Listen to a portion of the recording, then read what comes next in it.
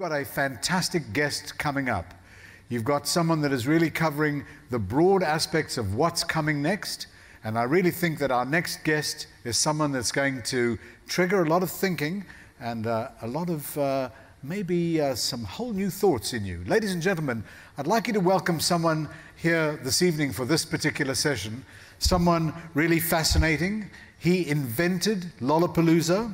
He led the biggest IPO in the internet era, going back some time ago with incredible vision. And he is the head of all music. Would you please give a very warm Music Matters welcome to Marc Geiger. Marc.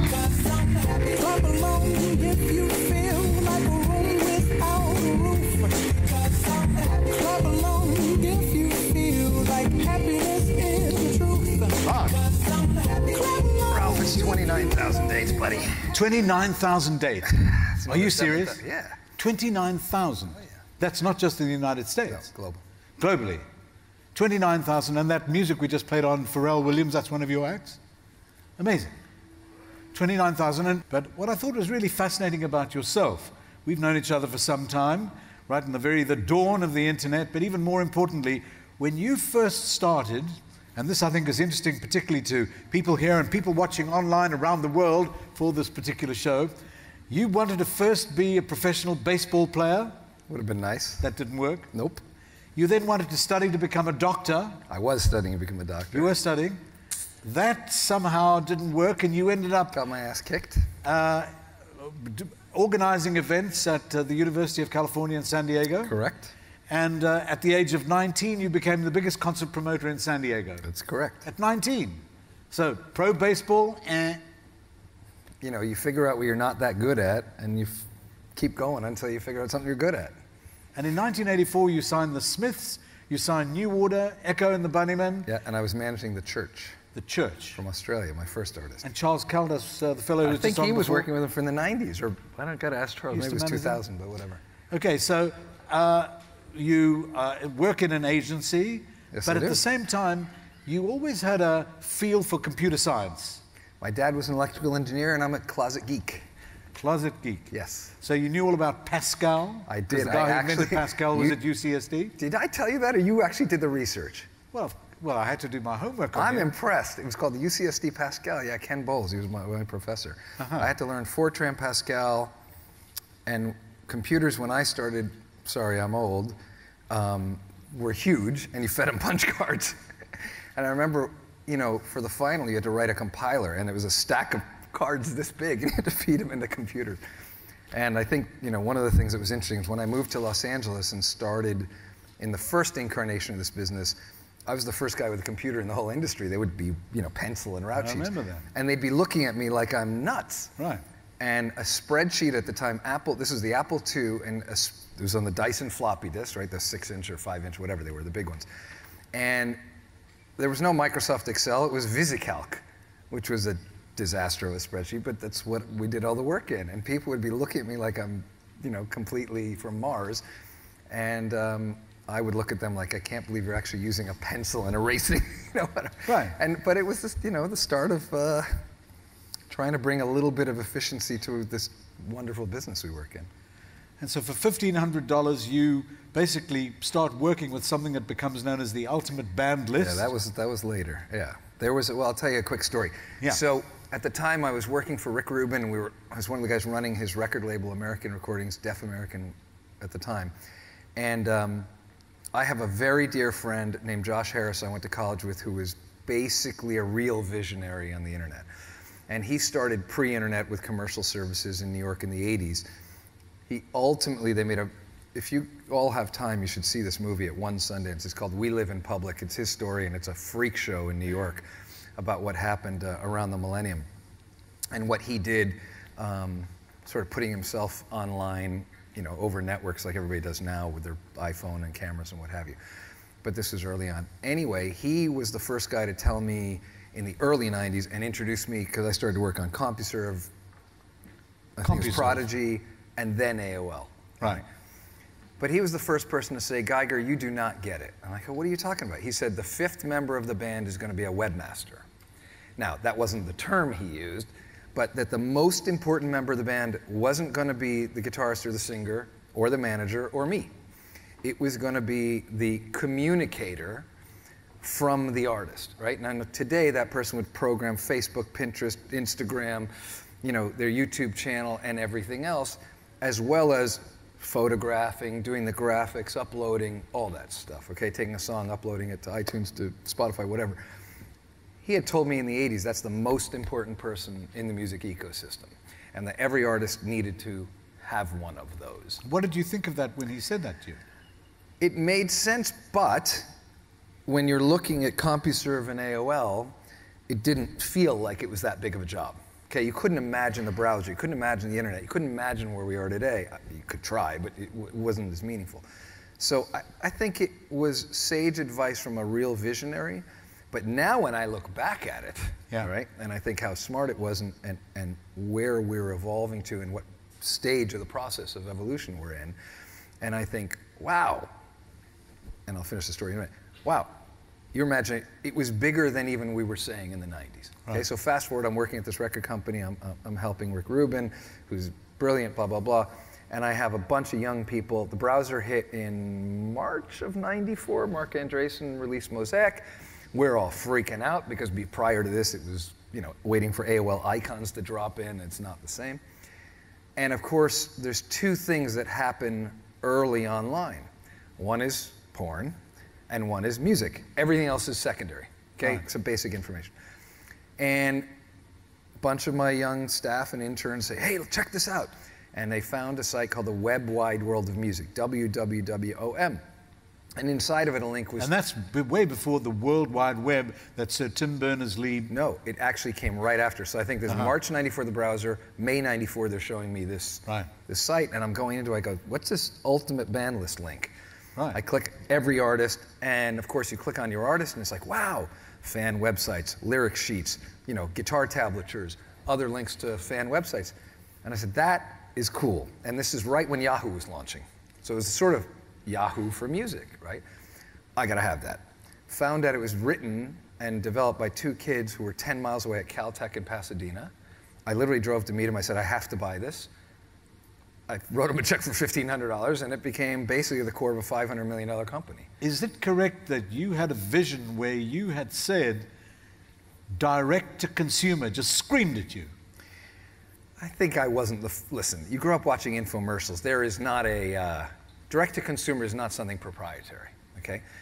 What really happened was I worked in an industry, and if you have an engineering mindset, or you understand computers, part of you wants to figure out how things work and if you can make things work more efficiently, right? People spend a lot of time, whether it's a car, a building, how to make something better, how to make it efficient. I work in an industry I care a lot about, which is music and entertainment, and it was the worst organized, most confusing, stupid, terrible system I had ever seen, okay? And I thought to myself, okay, we're passionate about an artist, or whatever, where do I get their music? Okay, I gotta drive over here to a record store. While I'm there, can I get information about the artist? No, I gotta wait till some magazine writes about them. Can you get tickets? Free website.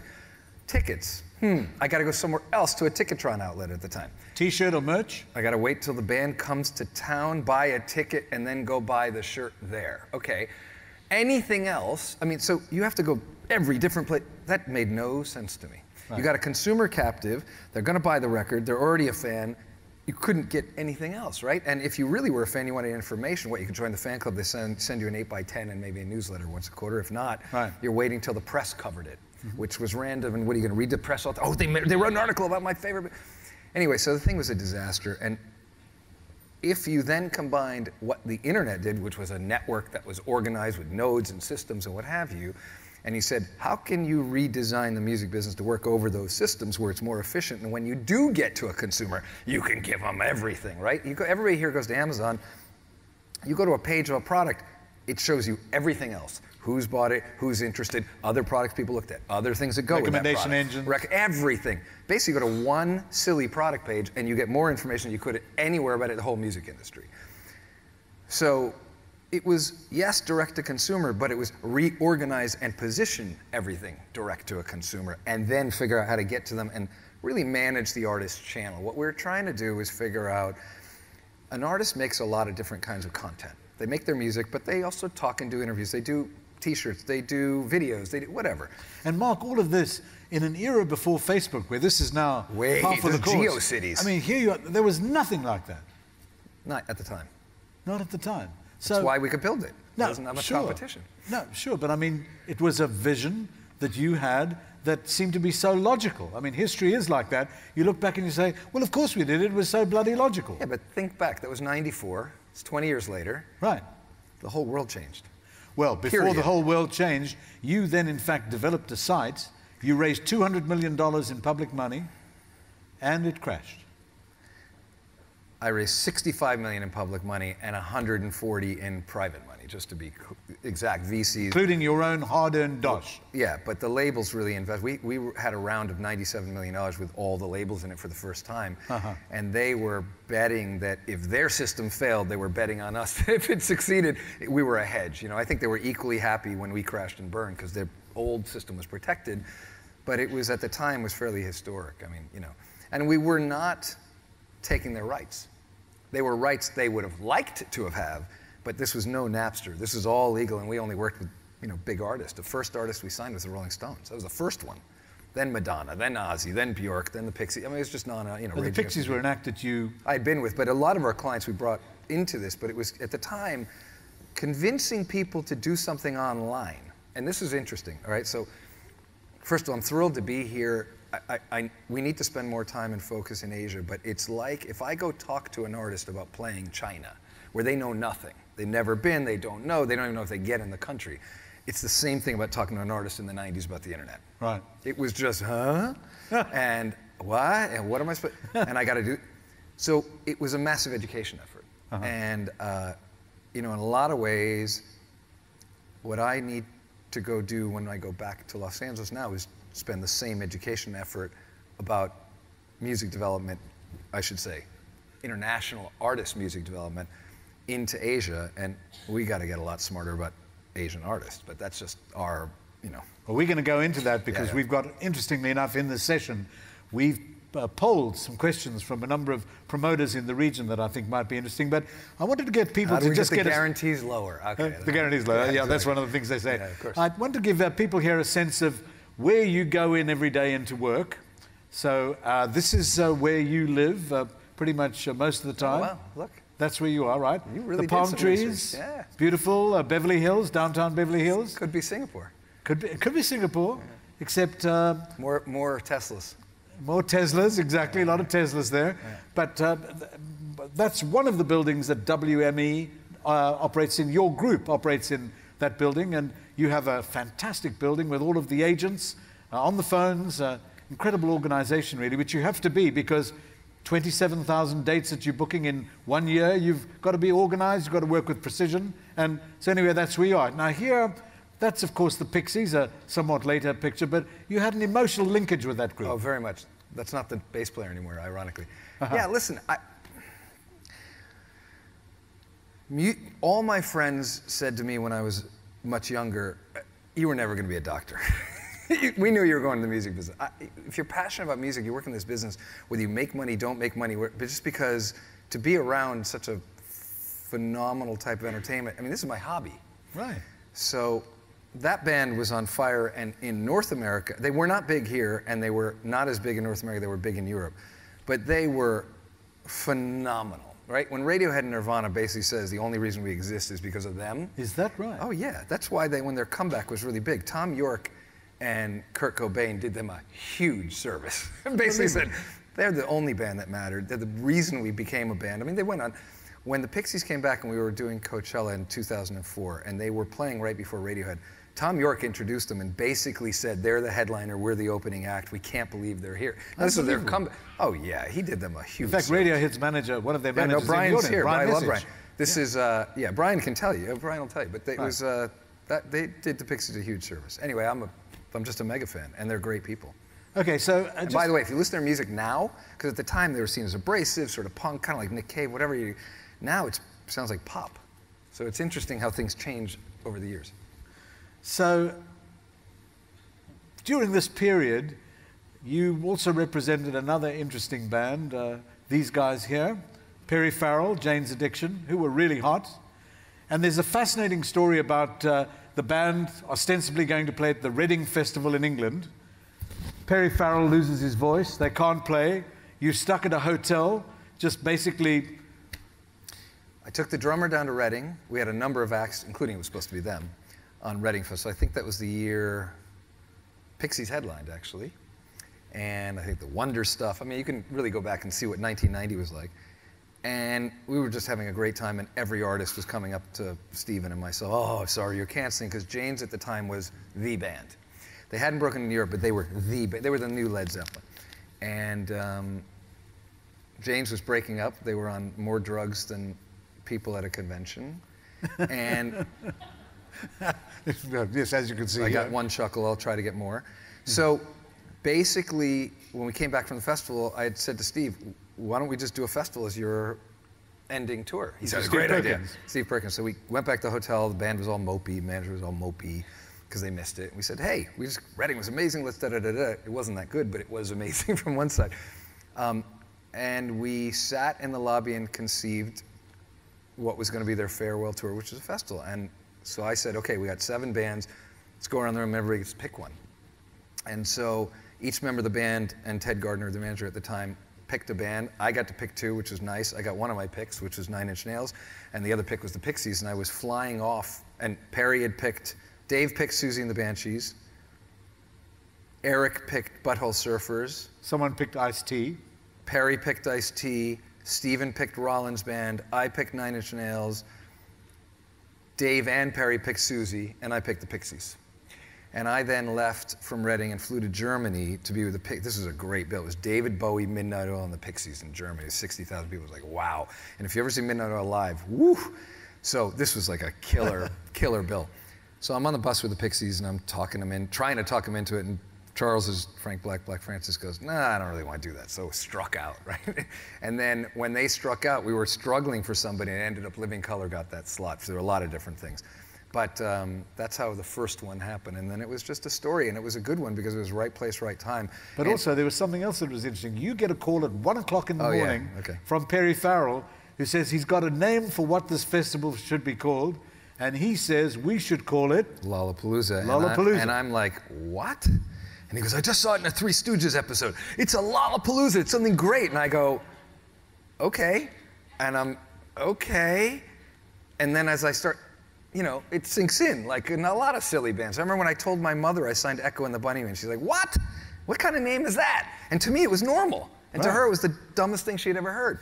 So, these things sink in. They become, popular culture. So here's a picture of Jane's Addiction getting a star on the Hollywood Walk of Fame. That was a few months ago, yeah. But what I thought I wanted to do was to just show people here in the audience, this next slide is from Lollapalooza last year, 2013. So when you first came up with the idea, and 2014, this year's Lollapalooza, sold out 170,000 tickets, 200,000 tickets? 300.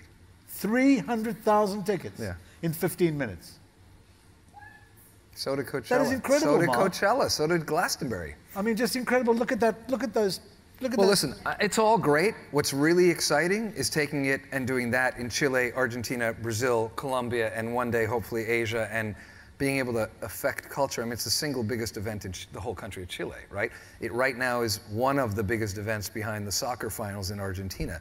So when you can actually help or have a piece of changing popular culture, changing musical taste on something with scale, right? That's great. It's incredible. By the way, the US, done. That's fantastic. We have a good time. There's just not that much to do, all right? To take it, no, There's not much to do. Hang on. In the city of Chicago. I don't have to do it. Right. Creating this much excitement for people who love music and an experience which is world class in places that don't have it, and then they grow up with it and you create a culture like that, that to me is exciting. Incredible. Yep. So it's fun stuff. That is Chicago. Lollapalooza is now great city in the consciousness of modern popular culture. Yeah, listen, it adds $200 million to the local economy every summer. The mayor comes out and sits on the side of the stage, just dancing Florence and the Machine and just hanging out and hugging me and going, this is great, we can now build one in the middle of the winter. Okay, in Chicago, that'll be easy. it's minus 20 or whatever. Exactly. But yeah, it's very fulfilling, all of it. But growing things and moving forward is more fulfilling, right? Changing things is a little more exciting. This is now mature. What's exciting about Asia right now, no, by the way, I can't speak pan-Asia, but what's exciting to me is it's a challenge. There's a lot still to do in the music economy here. And that's, And when you say Asia, are you talking about Asia Pacific, not necessarily just China, difficult market to penetrate, really? All language problems, contextual difficulties? And my growing up in Asia, and we just leaned in and spent a lot of time focusing on South America, and we probably quintupled the music industry there, right? Live music and more. Just by sort of focusing on it, and you build an infrastructure that's clubs, theaters, media, data and analytics, information, and you start to not just look at one. When I was a young man, I'd go down to South America in the beginning. You just go to Rio and Sao Paulo, or Rio, Sao Paulo, Buenos Aires, right? And that's like when I first started coming here, you go to Tokyo. And then you go to Tokyo and Hong Kong. Right. And you start to think you know Asia, and you give me a break, right? Well, it's this much. So what happens over time is you start to, everybody does, spend more time, more information, more infrastructure, a whole what I call entertainment economy, which has artist development, has indigenous bands and domestic bands, it has international bands, it has a flow, all right?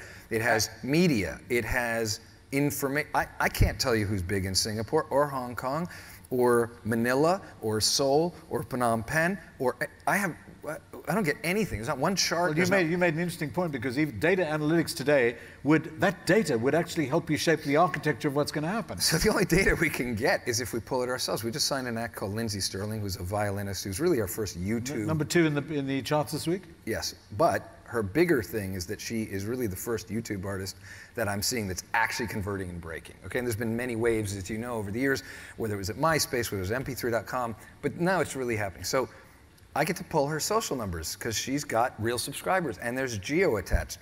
So to start to see that she's big in Turkey and she's big in Thailand and she's big, it's really the first time we're getting international metrics that are not record sales, and even those were hard to get. And by the way, record sales today is really not a measure of much.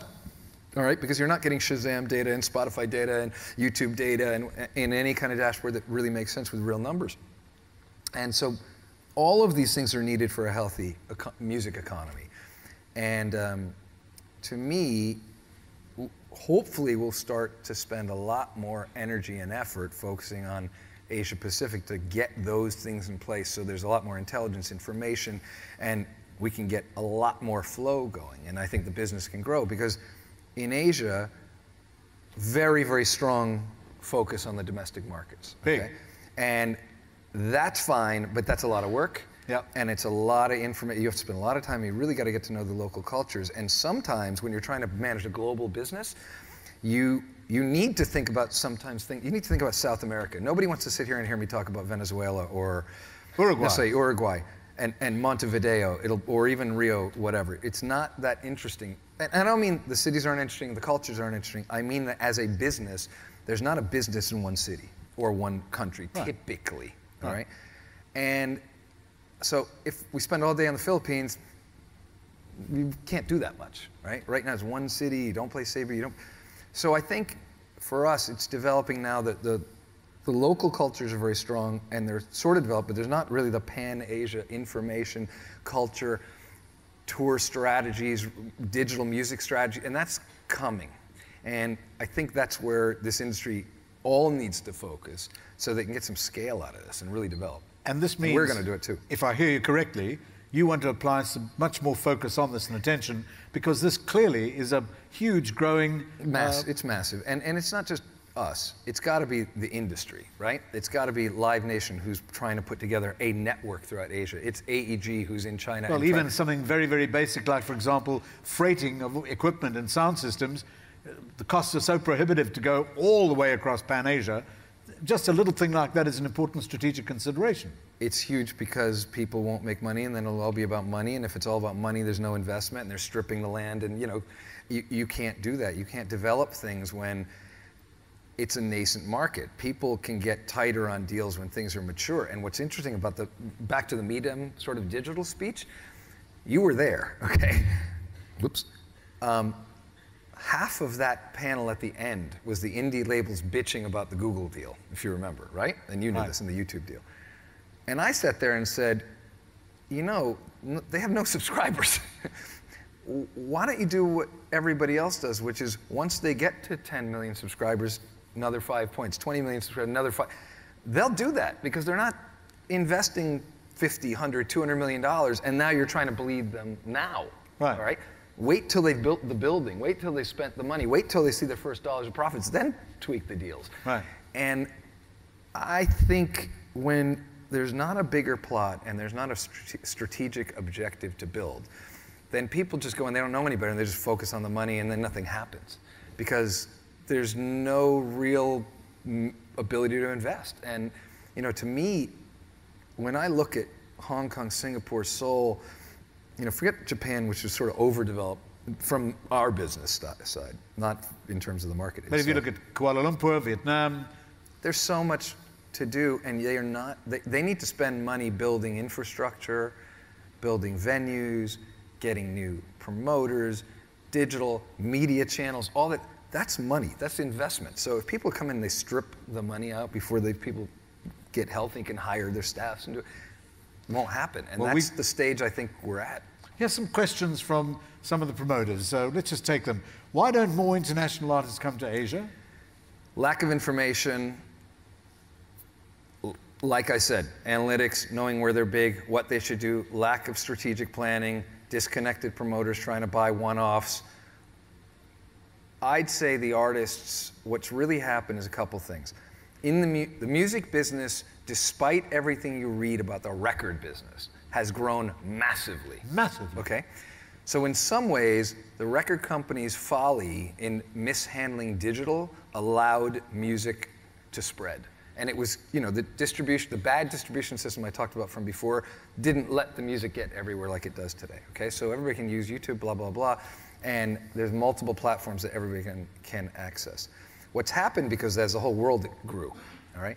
And so artists have to work a lot harder because there's a lot more places for them to go. And I think the Asian market has not figured out how to buy and communicate enough with these artists. Now, I have to go home and fix that one. Okay, so this is what we've been talking about. No, but that's a good to-do for you. It's a huge one, but it's education is the real answer, all right? A lot of artists don't think it's a priority for them because they don't understand what happens after they play in a market and what it activates and why are they spending their time going there versus this versus that.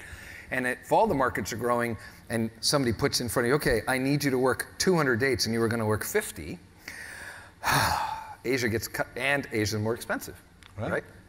Because of the travel and the freight that you talked about. So, and there's just a lack of understanding as much as there's a lack of consistency. It's going to get there. And it's ironic because you have more population, wealth, economic development here. But this piece is underdeveloped. So I think this is all of the people in the industry's job to fix, mine included. Including harnessing social media to a far greater degree for the benefit of concert promotion. Look, what about the second question? Huge. How can independent promoters... Let's talk about that for a minute. You know, all the platforms we understand don't apply necessarily here. So when I talk about education, I don't think we're using all the social network. We don't even know about them, right? And we can't read the language anyway half the time. So there's a lot to do, and there's a lot of education, there's a lot of partnering that needs to happen. Second question. How can independent promoters survive versus the two biggies, AEG and Live Nation, in this region? Outfox them and be smarter. I mean, the independents, I saw somebody, I think Simon Wheeler from Beggar's Banquet was here. Here's the answer. Great record executive, Simon. Yeah, and Martin Mills, who's his boss and one of my best friends, had the 3 record years for Beggar's Banquet in the face of the record business decline. Incredible, Adele coming out of them. Yeah, but it's not just Adele, right? It was before Adele, they were still having record And you years. represent Adele, right? Yeah, but the bigger issue was they're just better at A&R and they stick to their game. Independent promoters, same thing. You know, in lots of territories in the world, the indie is killing, like, you know, these guys. And I'll give us a little story. And by the way, I love AG and Live Nation, love independent promoters. They are terrific, and they're really going to help and change, especially in the Pan-Asia references I was making. So there's nothing against them. But Live Nation is based in Los Angeles, and their owner is based in Denver, and New York's the other big market in the States. Live Nation's not the top company in any of those cities. An indie called the Bowery is killing them in New York. I can tell you why it's not worth it. They're getting beat by Golden Voice in LA. Right? They do Coachella. Yes, and more. And in Denver, AEG's beating them. Now, that doesn't mean they're not fantastic, and Michael Rapino's not an ace CEO and a great executive. However, independents are small speedboats. They can move faster. They can focus on niches. You got to remember, some of these companies' objectives, if they're public, is to make money, big, profit this, invest, supply their buildings, manage their infrastructure, focus on ticketing, focus. An independent focuses on what's the hot next artist, gets and cares more, you win. There's a number of places where they hit them where they ain't. They book outside the box. They're more in touch sometimes with what actually is the public sentiment. They understand niche markets. And by the way, look at Live Nation and AEG. They had to buy their way into the electronic business, right? Oh, that's something we're going to go into about the electronic dance music. But they did have to buy their way in. Okay, so all of those promoters, DJs, independent labels, etc., were killing all the big guys. So I think it's just part of how the music business works. There's an underground that's very healthy and it has to regenerate and it keeps moving. That's not where big companies operate that well. Right. And they have other objectives. AEG, and they're fantastic. They are a terrific company, but a lot of what they do is venue management, right? Well, they do that in China. They've got they do it all over the world. They have the best venues around the world, or a lot of them. But they're not buying as Golden Voice does, but they're not buying as competitive as many other places. They were barely even in Europe. So there's a lot of room. I actually think it's easy to survive against them. I just think you have to be smart, you have to be good. And I frankly think a big company should make them better. But that's me. Is Asia ready for long-term development plans of artists, or just smash and grab? You did allude to that a little earlier. It's been smash and grab, and it's a problem. It's really a sign. Now, look, I'm not talking about the domestic markets, because frankly, I'm an idiot about it. We've got a lot to learn. We have to get smarter. Hopefully in the next couple years, after playing IMG, we'll have people on the ground here. We'll focus a lot more time and attention and understand even more than we do now, and hopefully we'll get smarter about that stuff. But on an international artist basis, it's been smash and grab, and that's not healthy. And usually when markets are underdeveloped, it's only superstars that come in, and big pop acts. And when you have a real market, it's everything. It's multiple genres of music, it's multiple formats, it's multiple venues, it's lots of promoters, lots of activity. That's Europe today, isn't it? That's a lot of places, but it's not as much here. Asia, right. Very good. Yeah. And so I think it's ready, but I think what is lacking is education, communication, data, analytics. I fault myself, I fault the other executives. We got to really focus on the region and dig deeper, get some more information, really make some business plans, and then it'll start to go. Well, it's great to hear that you've now got focus on this to take back to Beverly Hills and really I feel like an idiot. We did it in South America, we do it all over the world, but we had an exploding market, so it was kind of, this was harder. So that's harder. But now it's time. Okay, let's take a look at this. Alicia? Alicia Keys. Good. She's done stuff here in this region. Absolutely. Great artist. Yep. She's very forward thinking though, and she puts in the work. So that's why she spent a lot of time here. She goes to Africa. She has charity. She's well-rounded. Great artist. Great talent. Terrific. Great piano player. Yep. Great singer. Great singer. Yep. Okay, here we are. Sabbath. Recognize him? He looks okay there, old Ozzy? He looks all right. He can do it. Oh, look, Black Sabbath are touring. There are 3 members of Black Sabbath. They're doing great business. Fantastic. This summer. God, that record's good. That record's so underrated, produced by Rick Rubin. If you haven't heard 13, shocking how good it is. It's like Paranoid or Sabbath, Bloody Sabbath. It's really Geezer Butler, such a good player. Tony Iommi with cancer playing. Really? Yeah, he's got leukemia. And Ozzy in the TV series he had on MTV. That's Sharon Osbourne, that's long gone. Sharon's a megastar in her own right now, across multiple TV shows. 2 million books of her autobiography. I couldn't believe it. I love her. She is quite a lady. She is quite a lady. Yeah, and a tough manager, let me tell you. A tough old boot. That's for sure. Yeah. But Ozzy is looking pretty good. I saw Ozzy. Shows were great. Yeah, Ozzy, good old Ozzy. He has, very close to you here, Trent Reznor and 9 Inch Nails. My favorite.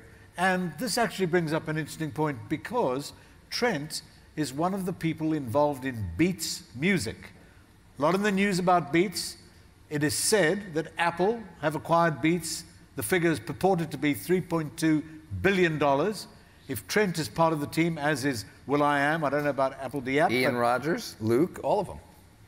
It's incredible. Is that deal going to happen? I don't know. I mean, listen, if it goes down, I think it's maybe the most important deal of the last 10 years.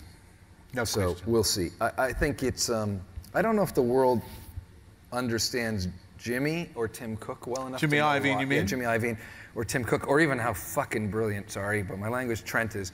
I mean, he's a designer and an engineer like no other, but Jimmy, Apple, when Steve died, lost its way and really didn't understand content to begin with.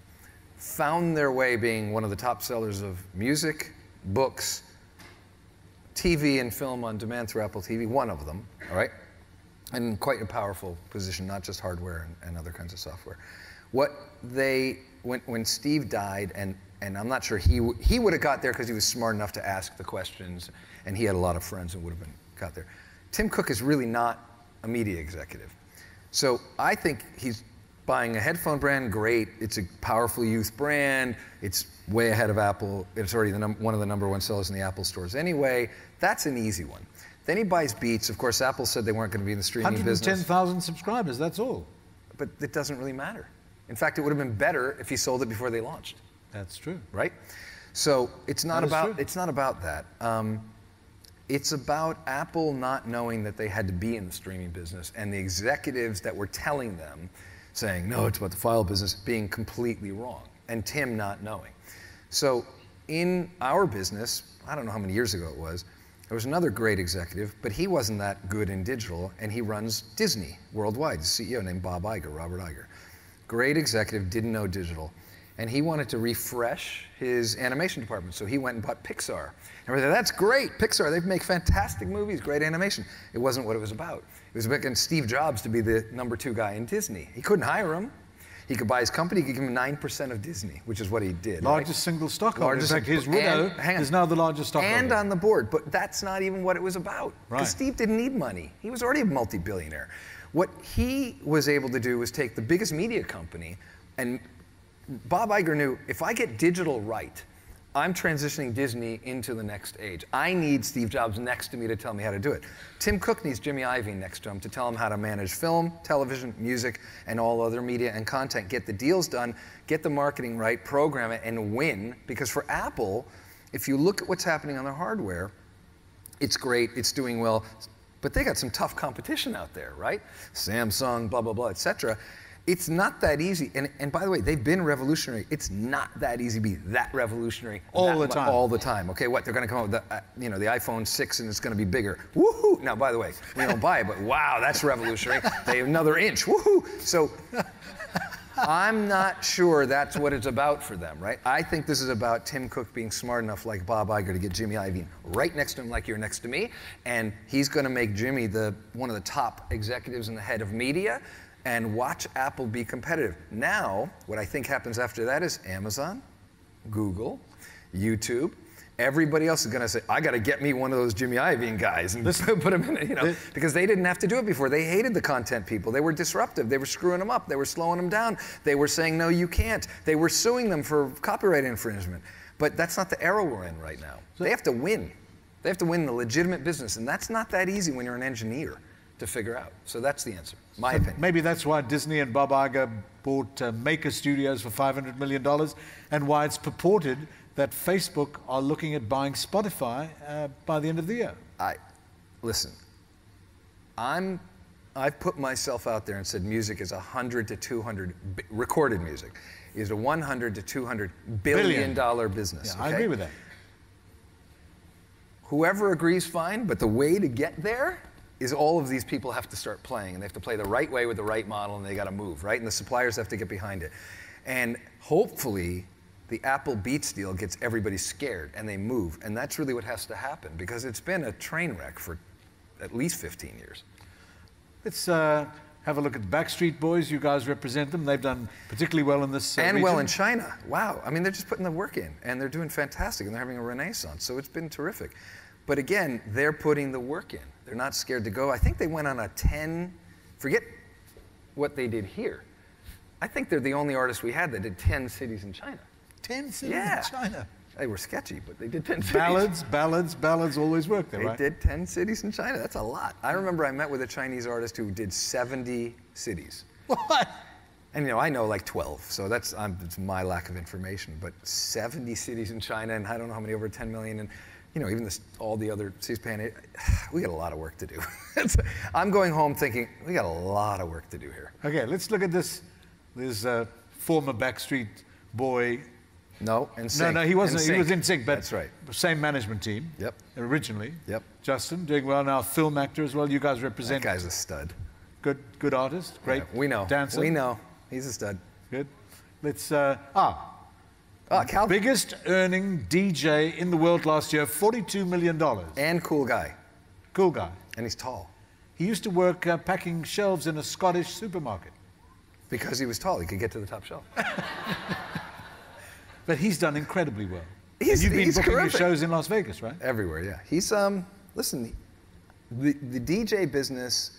When I talk about why we didn't focus as much on Asia, just managing that business. I mean, the torrid growth of electronic music in the last 7, 8 years has been ridiculous. Now, what had happened in Europe well before that, right? I'm signing DJs in the 80s and did New Order and Happy Mondays, a guy called Gerald, 808 State, the Hacienda scene, all that. We watched it, but in parts of the world, we used to have debates with the English indies like Tony Wilson about, why isn't DJs happening in America? Well, they're not taking ecstasy.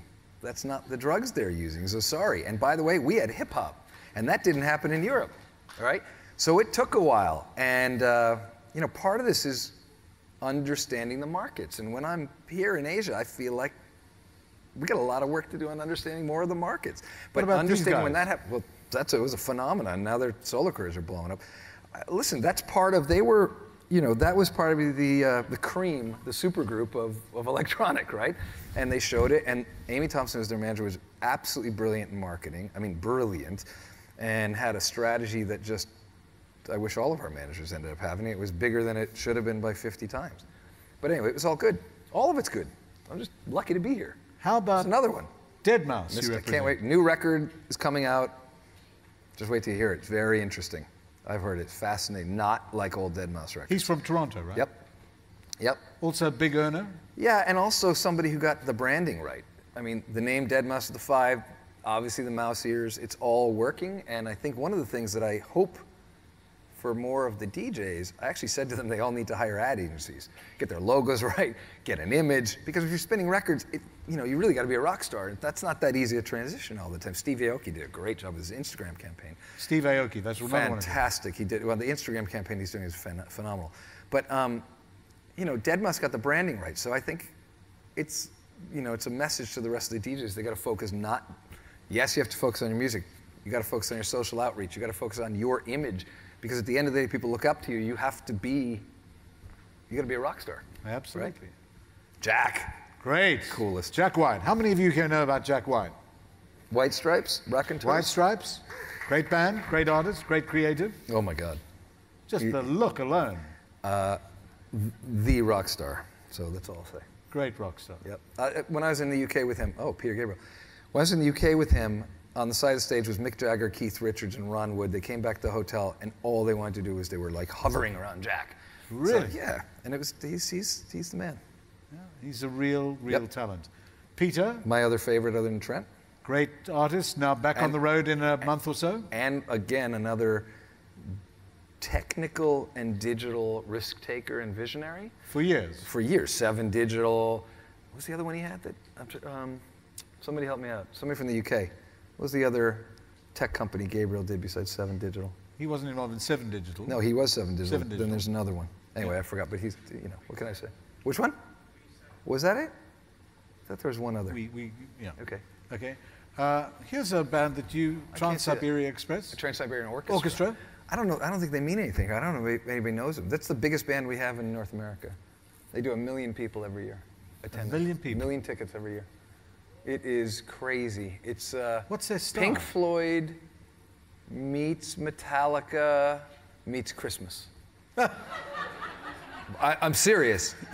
If you want to see the biggest crazy rock show you've ever seen in your life and freak out at the music and can't believe what you're seeing, just Go to YouTube and type in Trans-Siberian Orchestra, watch a few of these things. It's unbelievable. There are more pyro, more lasers, more lights, more moving production. I've never seen anything like it. And nobody knows who they are outside North America, a little bit of Europe. Incredible. It's a real phenomenon. Yep. Okay. Here's a band from Australia. Andrew Stockdale, Wolfmother. Yep. Wolfmother. They've been an Australian phenomenon. You represent them? Yeah. They need to make a great record. Right. They had hope. Rihanna. Big, Awesome. huge, Yep. awesome. And spends time in the region and works her tail off. And has made more records. You know, it's an interesting one with her. I think she has 7 albums already for a young artist. And it was a strategy I didn't really understand. I spoke to her manager about, and he said, we're going to make her a career artist quickly. And I thought it was a brilliant strategy with them. And boy, do they write some. That's Jay Brown, her manager. Yeah, he has done he's done a tremendous job. And by the way, what an A&R job they've done too. Fantastic. Hey, you're popular. Yeah, you're getting beat. Someone calling, watching you online around the world. Yeah. Here's Peppers. Yep. Now we actually had a full-length shot of these guys, but someone said to us that in Singapore they don't look like that anymore, and that's not their guitar. And that's not their guitar player. But hey, yeah. I mean, listen. When I first moved to LA, 2 years after I moved there, it was Fishbone was the big band, and then there's the Plimsolls and a few others, and the Chili Peppers used to open for all of them.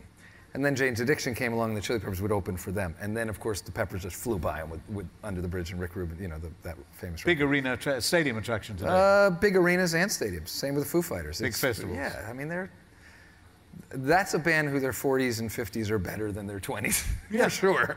Well, it's like Foo Fighters that you represent as well, right? Yeah. Also another big band. Yeah. Number Legend. 1 this week Big in hit. the charts, fantastic single, All of Me. And Troy Carter, who did Gaga, took it on and has done a tremendous job bringing them. With Ty Sticklorius, with Ty the woman Sticklorius, absolutely. who was at college with him and now manages him. Yep. Great voice. Yep. And by the way, maybe one of the smartest artists out there. Why is that? Because he's smart. I mean, he's pen educated. He's just a highly intelligent guy. I think he's going to run a record company or a .com at some point when he's done with music. He's just that. He's that. John smart. Legend. Yeah, Really he's a sharp dude. Oh, Florence. Florence of Florence and the Machine. Can't wait for the 3rd album. She's massive. Beautiful looking woman. And, Great artist. And super talented. Yep. Yeah, all this. Snoop. Oh. Snoop Lion or Snoop Dogg? Dog. Dog. Lion was a one-off. He's the dog father and the godfather. And I think he'll have an interesting new business at some point in something that you shouldn't discuss in Singapore, but there's Oh, you mean in Colorado you can I talk would about expect him to be a big business person outside of music pretty soon. There you go. Let's just put it that way. Oh, yeah. Well, he's always had... I'm buying shares in that company is all I'm going to say. Very, very good. Yeah. Definitely... he's a smart guy, too, and he's a business guy. Very good. Ellie Goulding. I had dinner with Managed Steve by Lillywhite. the son of... I had dinner with Steve last night. That's Steve Lillywhite? Yeah, Jamie managed. That's right. Yeah, she just was, so we were all in South America together. She played on the Lollapaloozas. She's terrific. By the way, bigger than anybody understands, too. The hits are just massive for her. And I think her persona and identity is behind the hits. So when she shows up, I think she's much bigger than people know, and but it'll catch up. She's terrific. Great artist. Yeah, listen, you're flashing all these artists up here. I feel embarrassed, but lucky to work with all of them, you know? So, what can I say? How about... Farrell. Now, this is a big phenomenon. I mean, 1,000 different versions of the Happy video. Well, even in North Korea. But it also speaks to persistence, right? Because you look at the Neptunes, he had his hot time back whenever it was. He's not a young guy. And go figure, Daft Punk, Robin Thicke, Happy, you know, and he's on a roll. So he's also one of the nicest people we work with, and makes you feel great about working hard for him. And he knows how to motivate people, and you know, he's on a run. And I expect he'll be here. He's done wonders for Vivienne Westwood's design, that hat. Yeah, it's big. Amazing. Yep. And this, in fact, goes to the heart of WME today, because really, you're looking way beyond just representing live talent. You're looking at channel talent, channel structures, channel development, channel architecture. Yeah. Yep. Yes, and yes.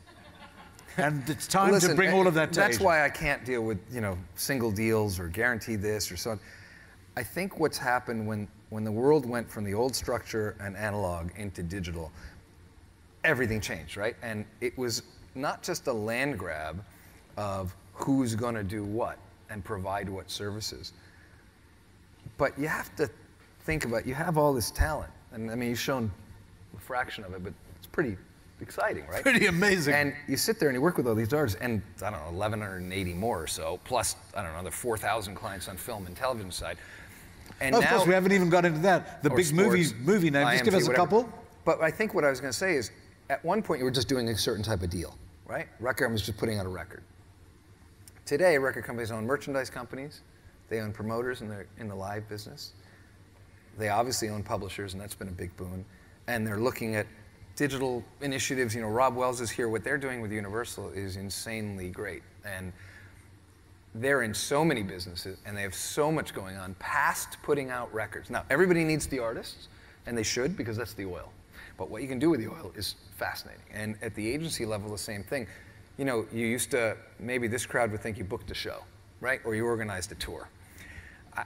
That's a fraction of what we do today. And the types of deals and the types of media opportunities and opportunities that are out there just in general across all spectrums. So it's, you know, all of it exploded, and I think we're just trying to prioritize and deliver on it, but the types of things you can do is now amazing with all these brands. The brands are, they're instantly global, they're multi-platform, you know, apps and web and this and that, and all of it. And you got to do it. And nobody, if you don't do it, somebody else will, and it's not because somebody has the rights. Final question. Asia, Asian talent, Asian artist development. The lead singer of Temper Trap comes from Indonesia. Apti Ap from the Philippines, such a great artist he is, from the Black Eyed Peas.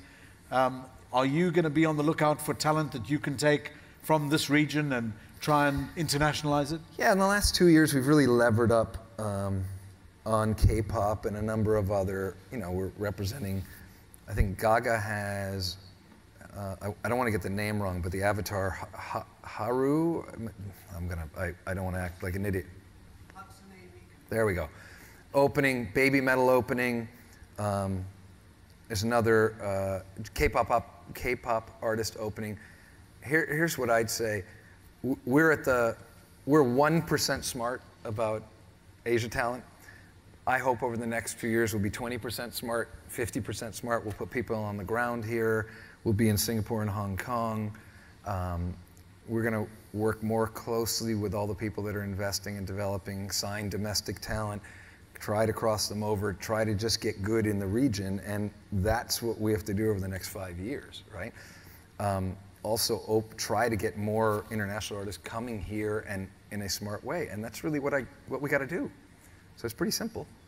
A lot of work. Pretty simple. Pretty simple. But at least the light bulb went off some time ago. You're working on getting the filament burning brightly so that WME needs some help. Needs some help. That's right. Well, I think people here have been given a snapshot into what WME does, and just the way that you think, Marc, because over the last years, you've really been able to meld all of these different areas together.